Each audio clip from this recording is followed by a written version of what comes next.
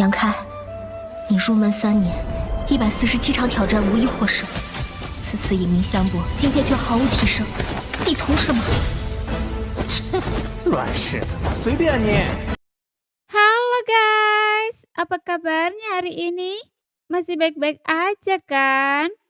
Di video kali ini kita akan melanjutkan cerita Donghua Martial Peak. Oke, nggak usah lama-lama lagi, kita langsung aja ke ceritanya.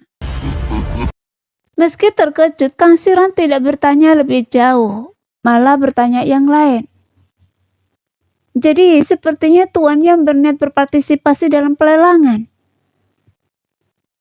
Benar, tapi saya tidak punya banyak kristal sumber, kata Yangke, wajahnya dipenuhi kekhawatiran.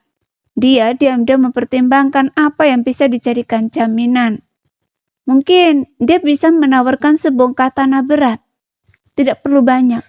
Segumpal tanah seukuran buah kelengkeng seharusnya cukup untuk menutupi biaya pelelangan. Namun jika tanah berat muncul di dunia, itu mungkin akan menimbulkan masalah besar. Karena roh artefak ini memiliki hubungan yang erat dengan Tuan Yang, maka Tuan Yang bisa menawar dengan percaya diri. Berapapun kristal sumber yang Anda butuhkan, saya akan menutupinya terlebih dahulu. Dan Anda bisa membayar saya nanti ketika Anda sudah mendapatkannya, kata Kang Siran dengan murah hati.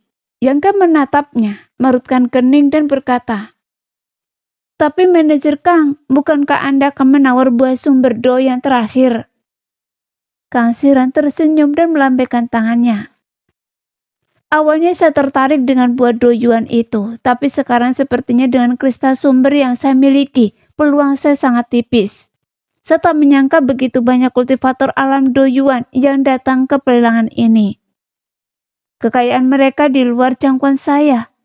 Sekarang alkemis yang sedang sangat membutuhkan, jadi saya mungkin bisa membantu Anda. Soal buah do yuan, bukankah kita akan menjelajahi gua itu selanjutnya? Mungkin ada pil do yuan di dalamnya. Berapa banyak kristal sumber yang dimiliki manajer Kang? Yangke bertanya dengan suara berat.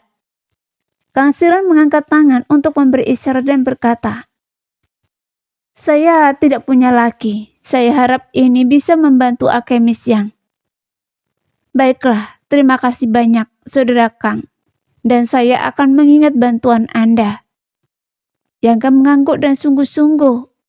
Kemurahan hati Kang Siran sangat menyentuhnya. Diam-diam ia memutuskan jika Kang Siran tidak ditakdirkan untuk mendapatkan buah do yuan kali ini dan tidak mendapatkan pil do yuan selama penjelajahan gua berikutnya, ia akan menunggu hingga ia berhasil memurnikan pil do yuan di masa mendatang dan memberinya satu untuk membalas budi.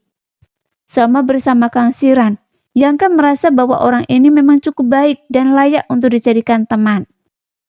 Dengan jaminan Kang Siran, Yangke merasa sedikit lebih percaya diri. Lagi pula tungku alkimia do yuan tingkat menengah sebelumnya hanya terjual 6 juta kristal sumber di pelelangan. Ia memperkirakan nilai yuan seharusnya tidak lebih tinggi dari harga tungku itu. Meskipun itu adalah roh artefak berakal, ia hanya berada di tingkat ketiga alam raja kekosongan dan kegunaannya bagi beberapa individu yang benar-benar kuat terbatas. Namun ada pengecualian. Tepat ketika pikiran Yangke melayang di panggung tinggi, Pak Tua mabuk menyekam mulutnya dan melanjutkan. Roh artefak ini pasti pernah bertemu secara kebetulan sebelumnya. Ia tidak hanya memiliki kekuatan elemen api yang melimpah dan murni, tetapi juga dapat mengendalikan kekuatan elemen petir. Jangan remehkan dia semuanya. Seorang kultivator alam raja kekosong tingkat ketiga biasa tidak akan sebanding dengannya dalam pertarungan 1 lawan 1. Hanya seorang seniman bela diri alam sumber do yang dapat menaklukkannya. Jadi meskipun Anda bukan seseorang yang menguasai teknik elemen api, mendapatkannya akan sangat berguna. Keberadaannya seperti memberi Anda sekutu yang sangat kuat. Mendengar Pak Tua mabuk memuji Liu Yan begitu tinggi, wajah Yangke langsung muram. Ia mengumpat dalam hati, berharap ia bisa bergegas ke panggung dan menjahit mulut Pak Tua mabuk itu. Semakin ia memuji Liu Yan, semakin antusias para penawar yang tentu saja bukan kabar baik bagi Yangke. Lagi pula, roh artefak ini ia memiliki wujud lain. Pria tua mabuk itu menyunggingkan senyum penuh arti. Tatapannya menyapu ke bawah. Tangannya kemudian membentuk serangkaian segel tangan, mengencangkan ikatan seperti rantai yang mengikat Liu Yan. Liu Yan menjerit kesakitan, lalu berubah di depan mata semua orang menjadi seorang wanita cantik nan memukau berjubah merah menyala dengan sosok yang memikat. Dia benar-benar bisa berubah wujud menjadi manusia. Kesempatan luar biasa apa yang dimiliki roh artefak ini hingga bisa melakukan ini? Astaga, tubuhnya seperti telah mengeras, agak melampaui ranah roh artefak. Saya penasaran bagaimana rasanya menyentuhnya. Para seniman bela diri di bawah setelah melihat Liu Yan dalam wujud manusia langsung menjadi gelisah, berteriak kegirangan. Liu Yan berdiri di atas panggung tinggi, ekspresinya sedingin es. Sikapnya acuh tak acuh dan tak terhampiri.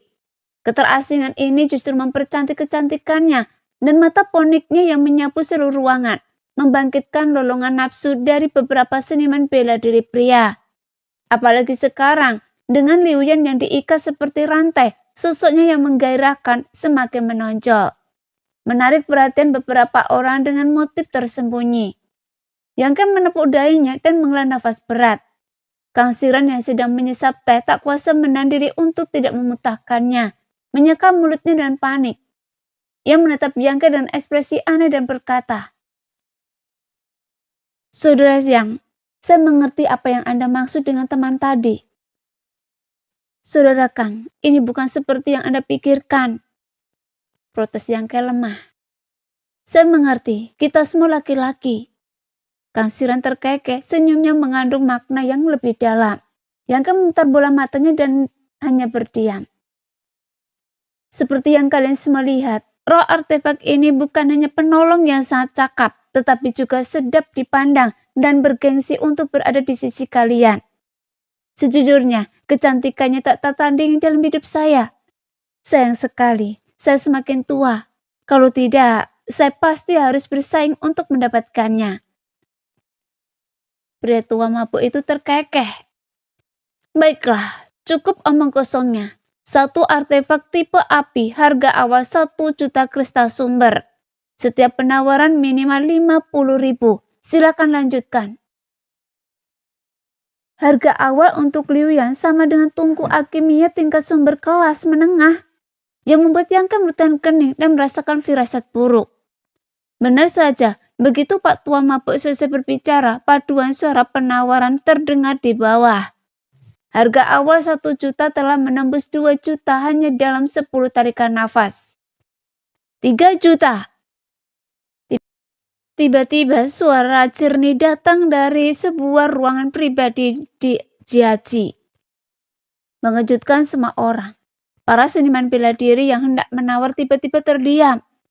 Tawaran 1 juta lebih tinggi dari sebelumnya telah terjadi sebelumnya, dan semua suara itu sepertinya berasal dari ruangan pribadi yang sama. Senior itu.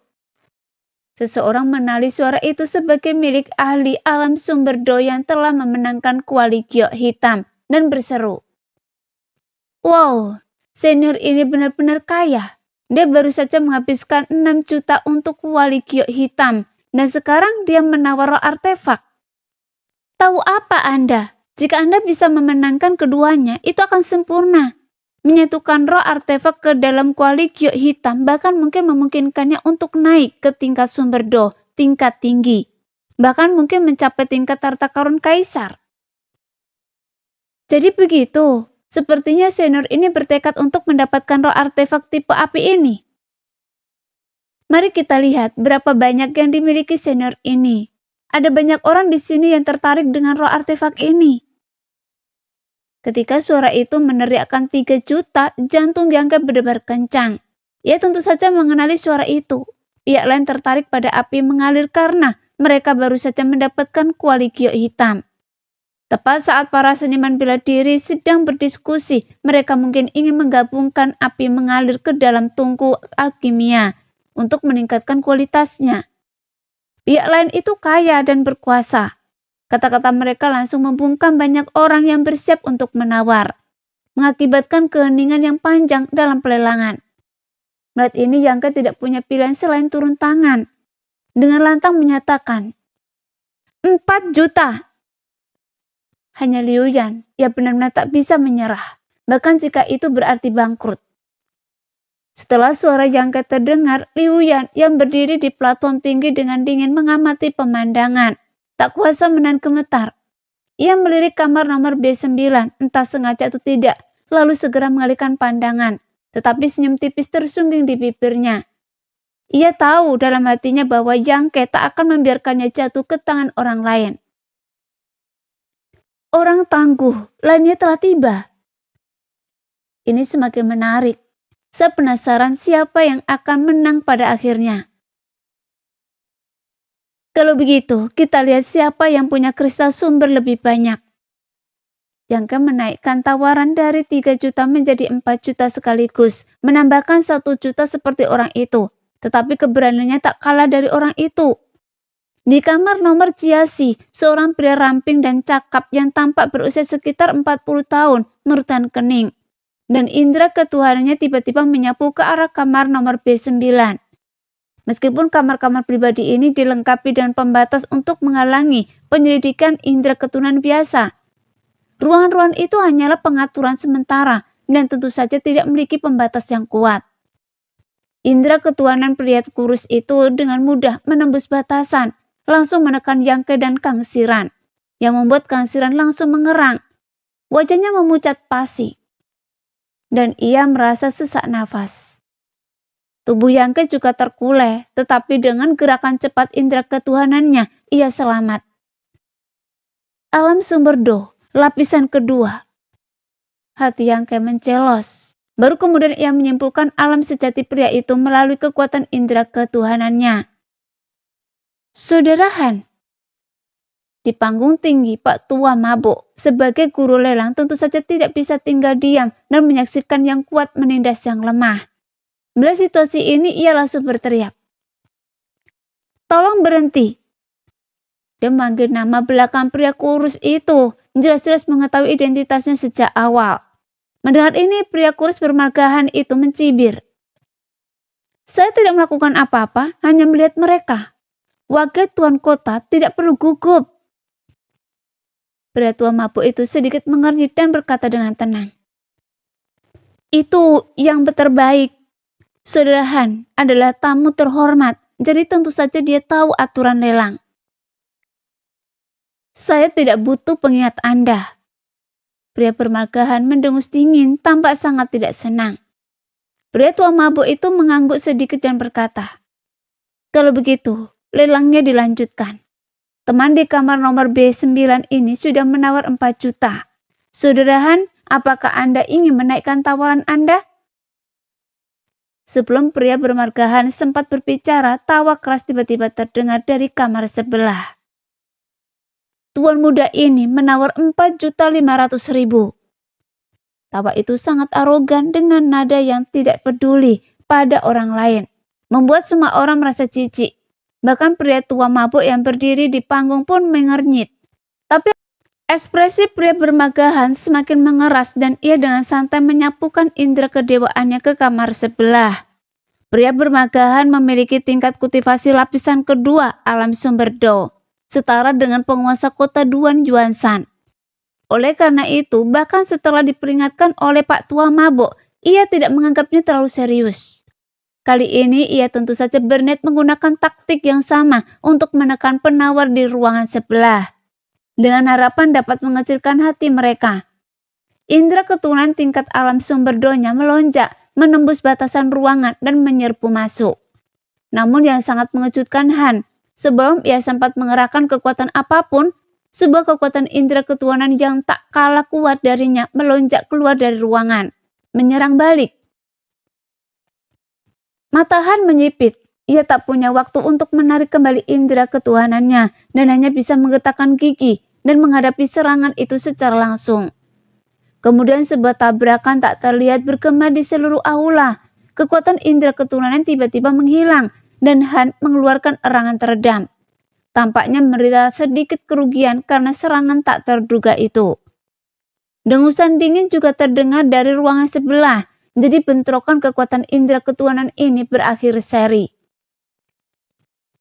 Dia juga di alam sumber do level 2. Wajah pria bermagahan itu menggelap. Ia akhirnya mengerti mengapa orang yang baru saja menawar begitu arogan. Ternyata pihak lain memiliki pelindung yang kuat. Sepertinya latar belakang pihak lain itu mungkin tidak sederhana. Dalam sekejap wajah pria bermagahan itu berubah dingin. Tuan muda ini sudah menawar 4,5 juta. Apakah ada yang lebih tinggi? Jika tidak, roh artefak ini akan menjadi milik tuan muda ini. Orang yang menawar sebelumnya sama sekali tidak menyadari persaingan antara dua ahli alam sumber do dan terus berteriak dengan arogan. Di dalam ruangan pribadi, seorang pria parubaya sedikit mengernyit. Ia berkata pelan, Tuan muda istana menghabiskan 4,5 juta untuk roh artefak tipe api, tidak terlalu hemat biaya. Anda tidak mengolah teknik tipe api dan Anda tidak memiliki harta karun tipe api. Apa gunanya membelinya? Jika Tuan istana tahu tentang ini, saya khawatir. Anda tidak tahu apa-apa. Di seberang pria parubaya itu seorang pemuda tampan berbibir merah dan bergigi putih, memegang kipas emas dan berpakaian seperti tuan muda. Merutkan bibirnya setelah mendengar ini dan ia berkata, Tuan muda ini memang tidak menguasai teknik elemen api. Ia juga tidak memiliki harta karun elemen api. Tapi, bukankah menurut Anda roh artefak ini cukup cantik? Lagi pula, tuan muda ini bahkan lebih penasaran, bertanya-tanya apakah dia merasa persis seperti orang sungguhan. Jika ya, saya bersedia menghabiskan berapapun kristal sumber. Mendengar ini, pria parubaya itu merutkan kening, tetapi tidak banyak bicara. Ia hanya bisa menggelengkan kepala sambil tersenyum kecut. Ia tahu bahwa tuan mudanya menyukai wanita, terutama wanita dewasa yang dingin dan cantik. Dan citra roh artefak itu tentu saja sangat cocok dengan selera tuan mudanya. 5 juta. Di dalam ruang VIP nomor B9, Yangke meneriakkan harga baru tanpa ekspresi. Bajingan. Begitu tawaran Yangke terucap, pemuda berpakaian playboy itu tiba-tiba berdiri. Sama sekali tidak menghiraukan kesempatan itu dan berteriak dengan marah. Beraninya Anda merebut apa yang saya incar? Apa Anda mencoba melawan istana suci terbang saya?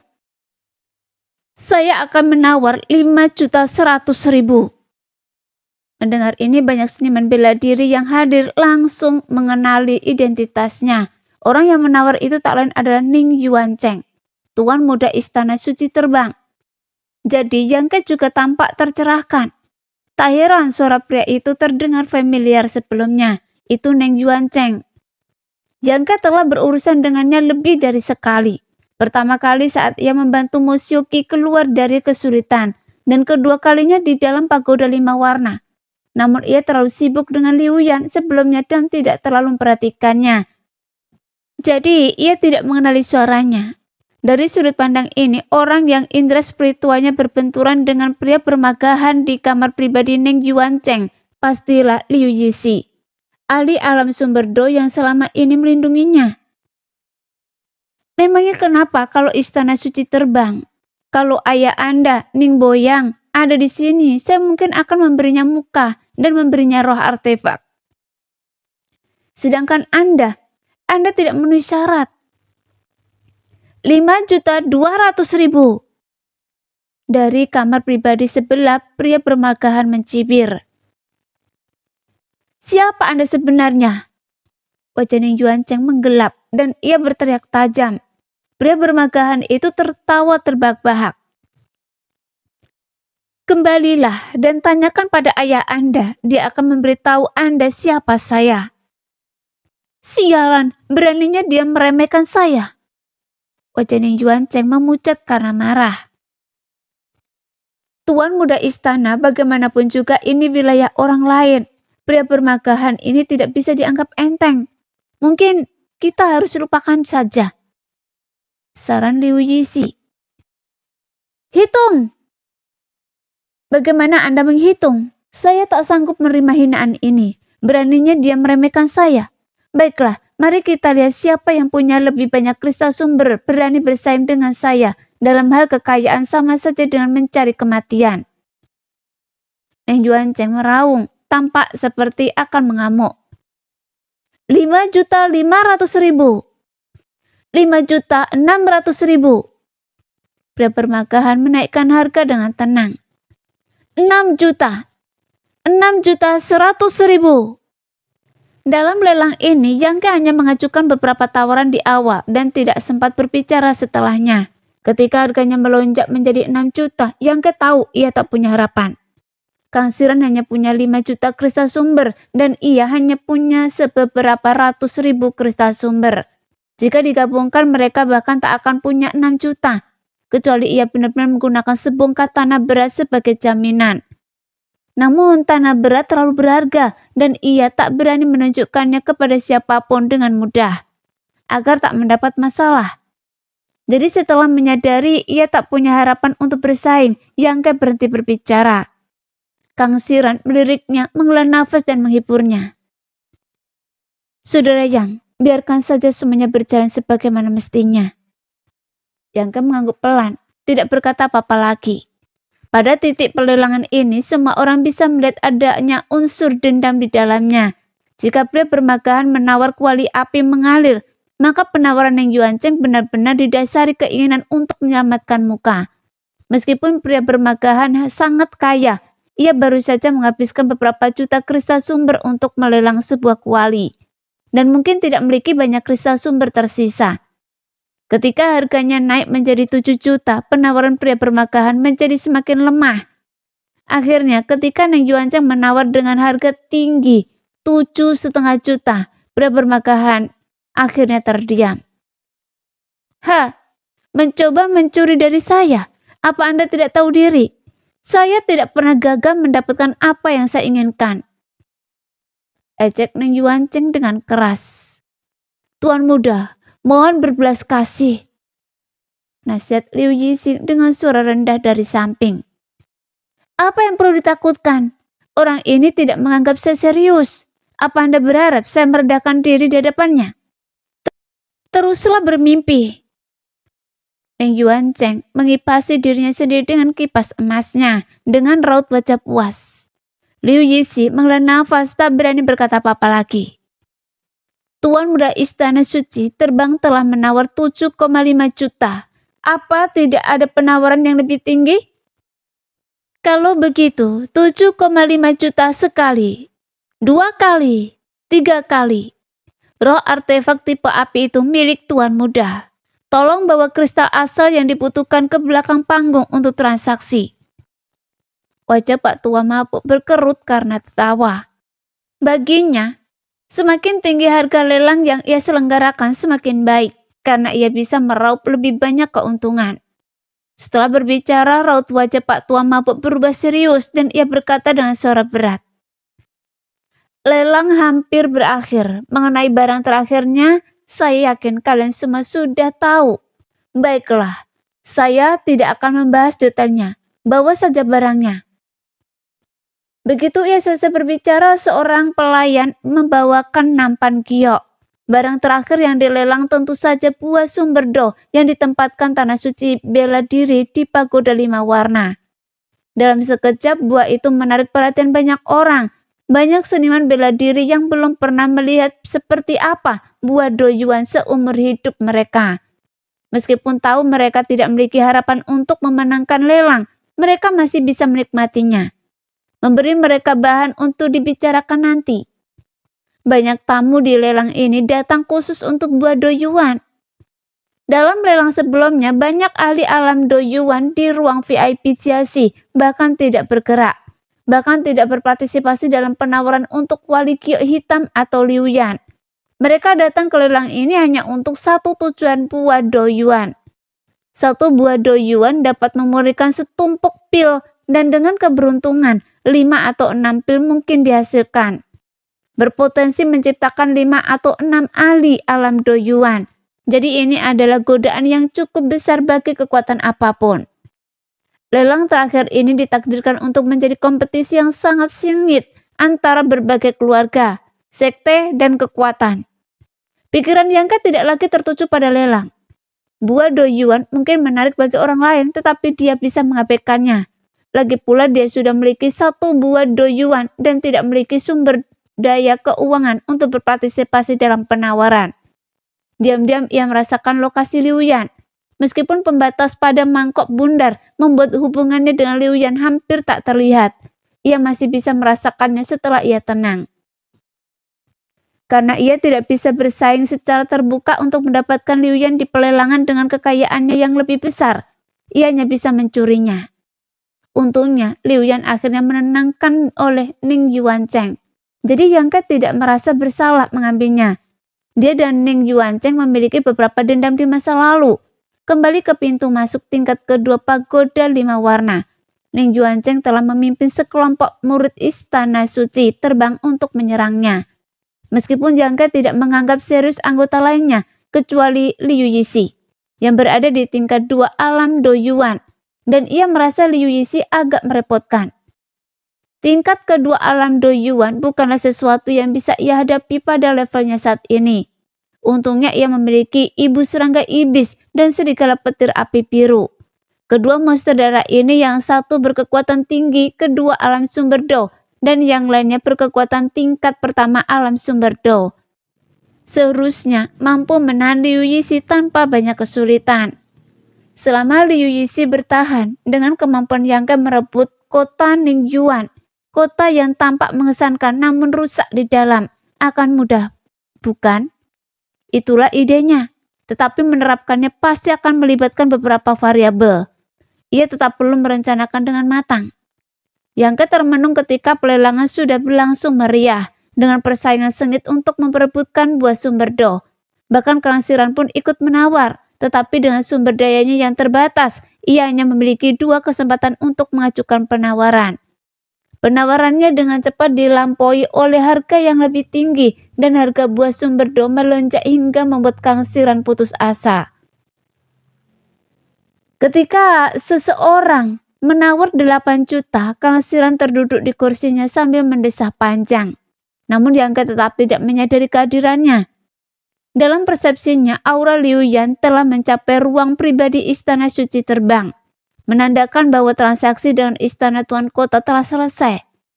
Namun kota Ningyuan tidak terburu-buru pergi. Sebaliknya, ia tetap tinggal untuk menyaksikan pertempuran sengit memperebutkan buah sumber do. Lelang buah doyuan sangat sengit. Awalnya beberapa pendekar alam Raja Kekosongan mengajukan penawaran, tetapi kemudian mereka tak berdaya. Hanya para ahli doyuan yang memenuhi syarat untuk mengajukan penawaran.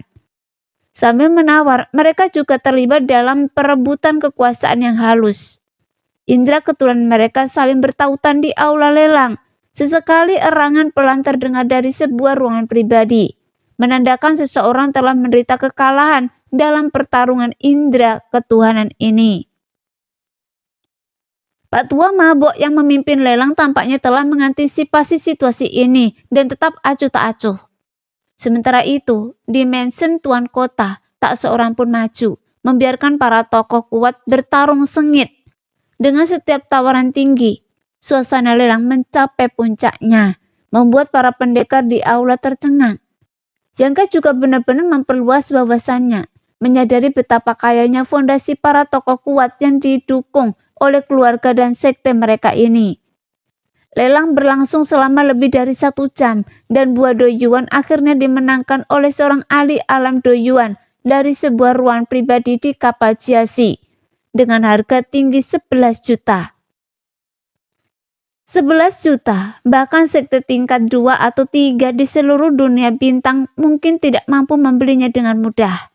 Namun jika itu dapat menciptakan beberapa ahli alam doyuan sehingga meningkatkan kekuatan sekte secara keseluruhan, itu akan menjadi kesempatan yang berharga.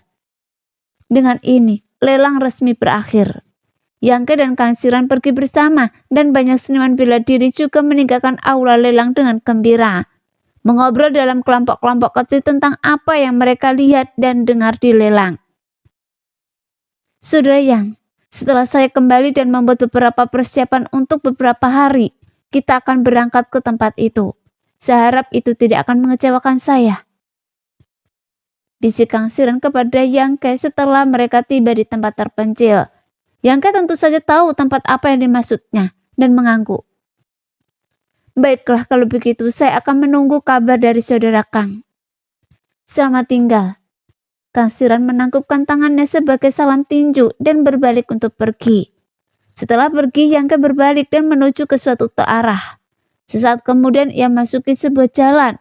Ia dengan santai menemukan sebuah kedai, memesan makanan dan minuman, lalu duduk di dekat jendela. Makan dan minum. Alasan Yangke tidak segera kembali ke guanya tentu saja karena ia perlu melacak Liu Yan. Ia tidak bisa bergerak di kota hutan Mample, jadi ia hanya bisa menunggu rombongan Istana Suci Terbang pergi. Istana Suci Terbang adalah kekuatan yang cukup besar di wilayah selatan. Alasan mereka datang ke tempat kecil seperti kota hutan Mample tentu saja karena kemunculan Luan Feng berakhir kali. Setelah itu berita tentang pembukaan pagoda 5 warna dan lelang menyebar yang tentu saja menunda perjalanan rombongan Istana Suci Terbang. Dan mereka belum meninggalkan kota hutan Mample. Namun Yangke memperkirakan bahwa mereka mungkin tidak akan tinggal lebih lama lagi. Jadi ia diam-diam menunggu kesempatan yang tepat. Yangke tidak menyangka penantian ini akan berlangsung selama 2 hari. Selama waktu ini, rombongan Istana Suci Terbang tinggal di sebuah penginapan dan tidak pernah pergi. Dan ia samar-samar bisa merasakan aura Liu Yan. Oleh karena itu, Yangke tidak khawatir kehilangan mereka atau ketahuan oleh Liu Yixi, seorang ahli alam sumber do tingkat kedua. Ia diam-diam menduga bahwa alasan orang-orang dari Istana Suci Terbang berlama-lama di kota hutan Mample mungkin karena Neng Yuancheng ingin menaklukkan Liu Yan. Dugaannya tepat. Saat ini di kamar superior penginapan itu, Neng Yuancheng menatap mangkok bundar di tangannya dengan marah. Dengan sayap tangan, sosok burung aneh berwarna merah menyala segera muncul di mangkok tersebut. Liu Yixi telah menjaga sisi Neng Yuancheng sepanjang waktu, seolah tak pernah pergi. Bajingan. Neng Yuancheng tidak tahu apa yang merasukinya, tetapi sekarang ia berteriak marah pada Liu Yan.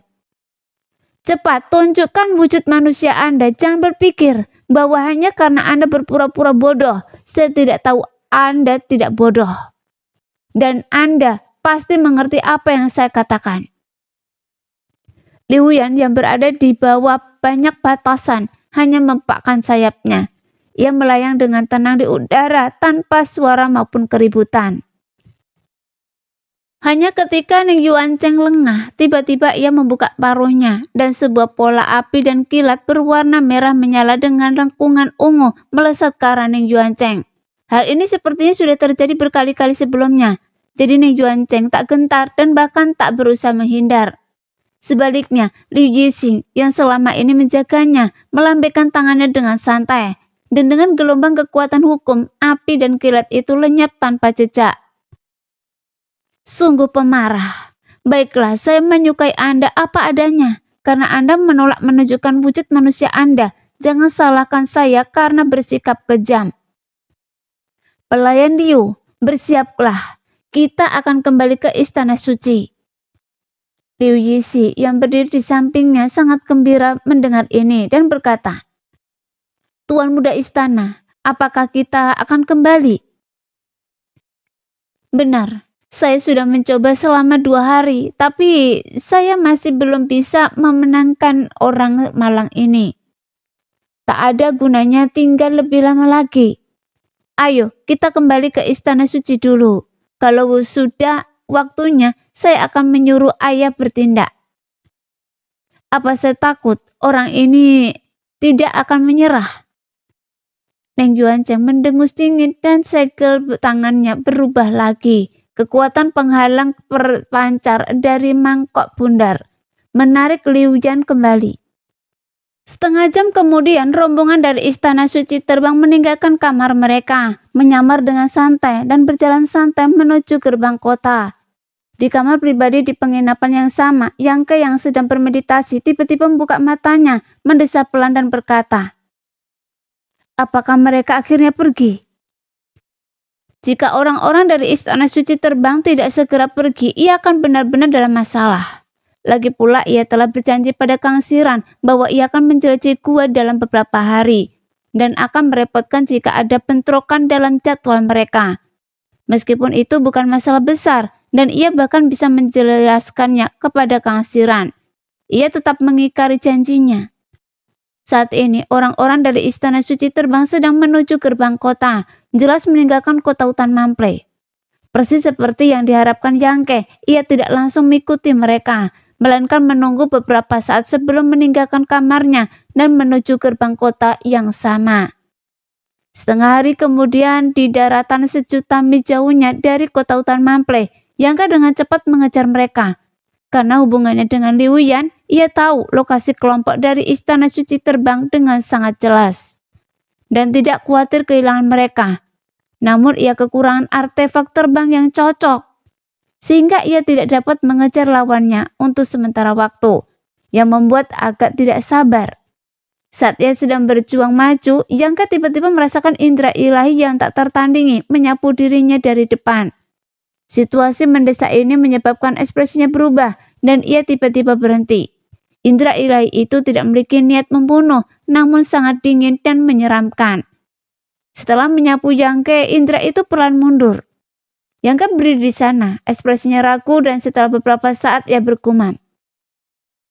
Ada orang lain yang melacak orang-orang dari Istana Suci Terbang. Perasaan ini, itu orang bermagahan. Sebelumnya di pelelangan, pria bermagahan itu telah menggunakan indera ilahinya untuk menekan Kang Siran dan Yangke, meninggalkan kenangan yang jelas. Oleh karena itu, saat dihubungi sekarang, Yangke langsung mengenali orang itu. Namun ia tidak menyangka bahwa selain dirinya sendiri yang menyimpan rencana terhadap orang-orang Istana Suci Terbang, ada orang lain yang hadir. Jika orang itu tidak begitu percaya diri dengan kekuatan mereka dan mengabaikan Yangke, seorang kultivator alam Raja Kekosongan, Yangke mungkin tidak akan menyadarinya. Jika ia menyerang orang-orang dari Istana Suci Terbang, orang Han ini mungkin akan diuntungkan. Memikirkan hal ini, Yangke berkeringat dingin. Beruntung Han telah melakukan hal sejauh itu. Jika tidak, semuanya akan benar-benar merepotkan. Pihak lain mungkin mencoba mengintimidasi Yangke dengan akal sehatnya, berharap agar dia mundur dan tidak terlibat dalam kekacauan ini. Kultivator alam Raja Kekosongan lainnya mungkin sudah berbalik dan pergi sekarang, tetapi Yangke punya alasan untuk melanjutkan pengejaran. Setelah jeda, Yangke melanjutkan pengejarannya, tetapi kali ini suasana hatinya tidak lagi cemas. Dia tidak terburu-buru. Bagaimanapun pria bermagahan itu jelas akan menimbulkan masalah bagi orang-orang dari Istana Suci Terbang. Jadi Yangke tidak perlu terburu-buru untuk bergerak. Akan lebih baik untuk bercampur tangan setelah kedua belah pihak bertarung hingga imbang. Pria bermagahan itu mungkin mengejar orang-orang dari Istana Suci Terbang untuk Liu Yan. Di pelelangan, sumber daya keuangannya tidak dapat dibandingkan dengan kota Ning Yuan Chen. Jadi dia hanya bisa merampok mereka di tengah jalan.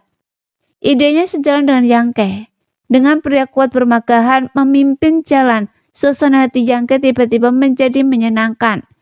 Sambil mengejar, dia mempertimbangkan bagaimana melakukan gerakannya secara diam-diam. Idealnya tanpa terdeteksi oleh kedua belah pihak. Setelah banyak pertimbangan, ia masih belum bisa menemukan rencana yang matang, yang membuatnya sangat frustasi. Ia hanya bisa memutuskan untuk mengikuti alurnya. Di kapal Istana Suci Terbang di depan, para murid masing-masing menjalankan tugas mereka, menjaga kecepatan kapal tanpa menyadari dua orang yang mengejar mereka dari belakang. Setelah hari berlalu dan saat senja menjelang, Yangke yang sedang terbang tiba-tiba mengubah ekspresinya dan menatap ke kejauhan. Di kejauhan, berkas cahaya berkelap-kelip dan samar-samar ia bisa mendengar berbagai ledakan dengan fluktuasi energi spiritual yang kuat terpancar darinya. Orang itu telah bergerak. Yangke sangat gembira dan segera mengaktifkan teknik kekosongannya, diam-diam dan cepat mendekati kapal. Teknik kekosongannya selain sangat efektif dalam menghindari serangan fatal, juga dapat menyembunyikan darah dan auranya sendiri. Teknik ini yang berasal dari kekuatan spesial, bahkan lebih kuat daripada teknik penyembunyian sekte besar biasa. Kecuali seorang seniman bela diri dengan kekuatan satu tingkat lebih tinggi dari Yangke menyelidiki dan menemukannya dengan seksama. Umumnya mustahil bagi orang lain untuk mendeteksi keberadaannya. Setelah terbang selama setengah jam penuh, Yangke akhirnya tiba di tujuannya. Di bawah sinar rembulan, sebuah kapal yang dibuat dengan sangat indah melayang di udara. Di dek, beberapa sosok terlihat samar-samar, menatap ke arah tertentu. Salah satu dari sosok ini tak lain adalah Ning Yuancheng, tuan muda Istana Suci Terbang.